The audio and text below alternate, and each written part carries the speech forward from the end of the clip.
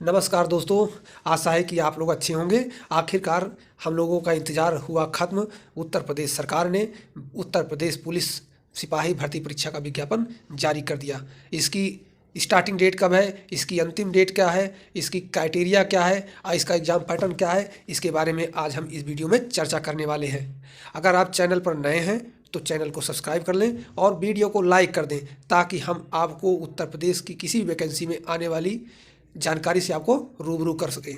चलो तो शुरू करते हैं। तो इसका आवेदन 27 दिसंबर से शुरू है। इसमें पहले हम बताते हैं कितनी पोस्ट हैं। अनारक्षित के 24,102, ईडब्ल्यूएस के 6,024, ओबीसी के 16,264, अनुसूचित जाति के 12,650 और अनुसूचित जनजाति के 1,202, कुल 60,244 पद उत्तर प्रदेश सिपाही भर्ती में होने वाले हैं। आवेदन की समय सारणी के बारे में बात करें तो ऑनलाइन इसकी स्टार्टिंग डेट 27/12/2023 है और इसकी आवेदन की अंतिम तिथि 16 जनवरी 2024 है। शुल्क समायोजन एवं आवेदन में किसी प्रकार का संशोधन के लिए 2 दिन का आपको समय दिया गया है, जो कि 18 जनवरी 2024 लास्ट डेट है। और इस पद के आवेदन के लिए आपको 400 रुपये का शुल्क देना होगा। पुरुष अभ्यर्थी ने दिनांक 1/7/2023 को 18 वर्ष की उम्र प्राप्त कर ली हो और 22 वर्ष की उम्र ना प्राप्त की हो, अर्थात अभ्यर्थी का जन्म 2 जुलाई 2001 से पूर्व तथा 1 जुलाई 2005 के बाद नहीं होना चाहिए। किंतु अगर अभ्यर्थी रिजर्वेशन कैटेगरी से आता है तो उसे छूट भी दी जाएगी, जिसका विवरण नीचे है। महिला अभ्यर्थियों के लिए 1/7/2023 को 18 वर्ष की आयु हो किंतु 25 वर्ष की आयु प्राप्त न की हो, अर्थात इनका जन्म 2 जुलाई 1998 से पूर्व तथा 1 जुलाई 2005 के बाद का नहीं होना चाहिए। परंतु अन्य पिछड़ा वर्ग, अनुसूचित जातियों, अनुसूचित जनजातियों और ऐसी अन्य श्रेणियों के अभ्यर्थियों केवल उत्तर प्रदेश के मूल निवासी के लिए अधिकतम आयु सीमा में छूट एतदर्थ प्रवृत्त शासनादेशों में निहित प्रावधानों के अनुसार अनुमान्य होगी। यानी इनके लिए जो ओबीसी, एससी, एसटी या अन्य कुछ रिजर्वेशन वाले अभ्यर्थी हैं, उनको जो है 5 साल की छूट दी गई है, जो नीचे आपको नोटिफिकेशन में देखने को मिल जाएगी। शैक्षिक अर्हता के बारे में बात करें तो भारत में विधि द्वारा स्थापित बोर्ड द्वारा 10वीं एवं 12वीं कक्षा उत्तीर्ण या सरकार द्वारा मान्यता प्राप्त उसके समकक्ष अर्हता होनी चाहिए। हाई स्कूल इंटर हो या इसके समकक्ष जो सरकार या बोर्ड कराती है वो होनी चाहिए। आवेदन करते समय अभ्यर्थी को अपेक्षित शैक्षिक अर्हता अवश्य धारित करनी चाहिए तथा उसकी अंक तालिका अथवा प्रमाण पत्र तत्समय उसके पास उपलब्ध होने चाहिए। अपेक्षित शैक्षिक अर्हता हेतु परीक्षा में सम्मिलित हुए अथवा सम्मिलित होने वाले अभ्यर्थी पात्र नहीं होंगे, यानी जो अपीयर्ड हैं या अपीयरिंग में है वो शामिल नहीं होंगे। यानी इसमें सीधा सीधा ये कहा गया है कि जो आवेदन की अंतिम तिथि है उसके पहले के आपके उस डेट से पहले का, चाहे एक ही दिन पहले का हो, लेकिन उसके एक दिन पहले का आपके सारे डॉक्यूमेंट्स होने चाहिए। तो इसका मतलब इसमें अपीयरिंग नॉट एलिजिबल। और अधिमानी अर्हताएं, जैसे कुछ आपके पास विशेष अर्हताएं हो, जैसे आपके पास डोयक या नीलेट से ओ लेवल हो, प्रादेशिक सेना में 2 वर्ष की अवधि की सेवा हो या राष्ट्रीय कैडेट कोर में आपके पास बी ग्रेड का प्रमाण पत्र हो। तो ऐसे में आपको कुछ विशेष प्रेफरेंसेस मिल सकते हैं। जैसे अगर आपके अंक समान होंगे तो आपको वहाँ पर वेटेज दिया जाएगा। आगे बढ़ते हैं। शारीरिक मानक परीक्षण की बात करें तो ऊंचाई के संबंध में सामान्य, अन्य पिछड़े वर्गों और अनुसूचित जातियों के पुरुष अभ्यर्थियों के लिए न्यूनतम ऊंचाई 168 सेंटीमीटर होनी चाहिए। अनुसूचित जनजाति के पुरुष अभ्यर्थियों के लिए न्यूनतम ऊंचाई 160 सेंटीमीटर होनी चाहिए।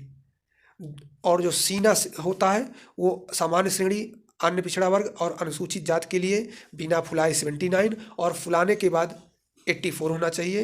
अनुसूचित जनजातियों के अभ्यर्थियों के लिए 77 और 82 होना चाहिए। और जो पुरुष अभ्यर्थी हैं उनका चेस्ट 5 सेंटीमीटर फूलना अनिवार्य है।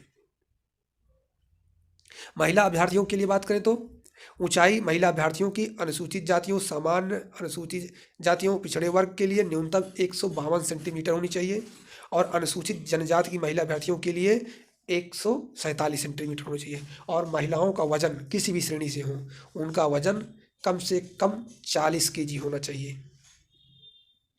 शारीरिक दक्षता परीक्षण के बारे में बात करें तो अभिलेखों की समीक्षा एवं शारीरिक मानक परीक्षण में सफल पाए गए अभ्यर्थियों को जो अभिलेख की समीक्षा और शारीरिक मानक परीक्षण, जो हाइट, वेट और चेस्ट के मेजरमेंट के बाद जो बच्चे सफल होते हैं उनको जो है रनिंग के लिए जो है बुलाया जाएगा। और उनकी रनिंग कैसी होगी? पुरुषों के लिए 4.8 किलोमीटर की दौड़ 25 मिनट में, और महिलाओं की दौड़ 2.4 किलोमीटर 14 मिनट में पूरी करनी आवश्यक होगी। वे अभ्यर्थी जो विहित समय के भीतर दौड़ पूरी नहीं करते भर्ती के लिए पात्र नहीं होंगे तथा उसी स्तर पर चयन प्रक्रिया से बाहर हो जाएंगे। शारीरिक दक्षता यानी आप उस लेवल में, यदि आप ये पुरुष 25 मिनट में 4.8 किलोमीटर और महिला 14 मिनट से 2.4 किलोमीटर की दूरी नहीं दौड़ पाते तो उन्हें जो है अपात्र कर दिया जाएगा।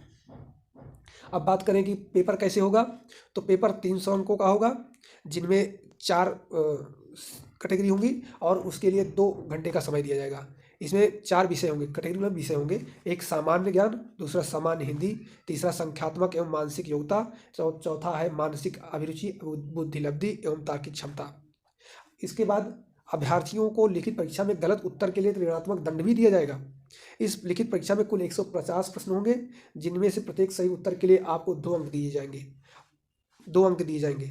और आरक्षी भर्ती के नियमावली के अनुसार उक्त भर्ती में अभ्यर्थी को प्रत्येक गलत उत्तर के लिए 0.5 अंक